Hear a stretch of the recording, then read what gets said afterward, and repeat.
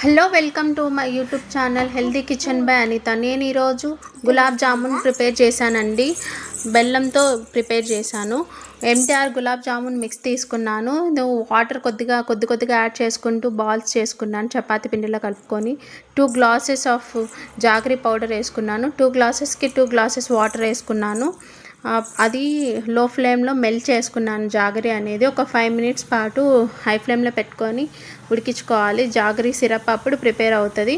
ముందుగా ప్రిపేర్ చేసుకున్న బాల్స్ని ఆయిల్లో వేసి హీట్ చేసుకున్నాను.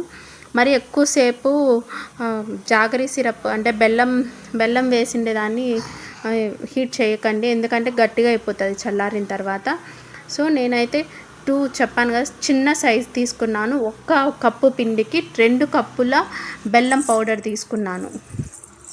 1 కప్పు గులాబ్ జామున్ పిండికి మీరు అలానే తీసుకోండి. బాగా ఫ్రై అయ్యాక గులాబ్ జామున్లు అన్నీ ముందుగా బాల్స్ ప్రిపేర్ చేసుకునేటివన్నీ ఆయిల్లో డీప్ ఫ్రై చేసుకొని కొద్దిసేపు పక్కన పెట్టండి. సిరప్ అనేది ప్రిపేర్ అయింది. చూసారు కదా, సిరప్ అనేది ఇలా ఉంది.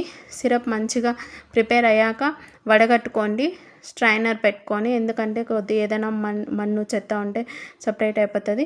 నెక్స్ట్ మనం ముందుగా డీప్ ఫ్రై చేసుకున్న బాల్స్ అనేవి సిరప్లో వేసుకోండి. వీడియో కొద్దిగా డిమ్గా వస్తుంది, ఎందుకంటే అన్నీ వేడిగా ఉన్నాయి. ఆ పొగ అనేది కెమెరాకి పడుతుంది అన్నమాట.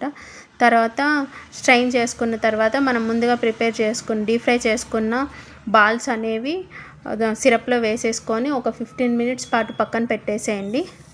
గుర్తుపెట్టుకోండి, 1 కప్పు పిండికి 1 కప్పు పిండి కొలత తీసుకున్నప్పుడు 1 కప్పు ఉంటే 2 కప్పుల బెల్లం పౌడర్, 2 కప్పుల బెల్లం పౌడర్కి 2 కప్పులు వాటర్ వేసుకొని మరిగించుకోండి. సిరప్ ప్రిపేర్ చేసుకోండి. ప్లీజ్ మీకు నచ్చితే షేర్ చేసి సబ్స్క్రైబ్ చేయండి. Please share and subscribe my channel healthy kitchen by Anitha.